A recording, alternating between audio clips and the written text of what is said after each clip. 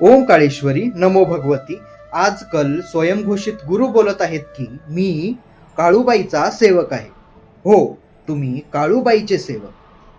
स्वइच्छेने देणाऱ्या दक्षिणेला नकार देऊन तुम्ही मोठी रक्कम भक्तांकडून मागणारे तुम्ही काळूबाईचे सेवक.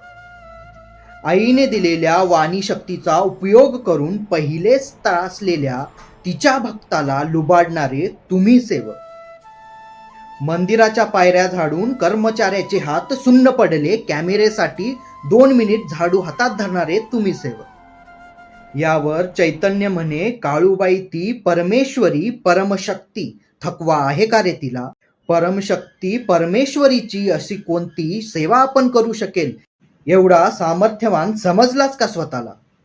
माणसाने थकलेल्या माणसाची सेवा करावी हीच परमार्थाची वाट काळूबाईने दिली जगाला. अरे आम्हा वेड्यांनी तर भक्ती करावी, शाण्यांनी तर भक्तीचा धंदा करावा. आता सेवक म्हणू नको स्वतः.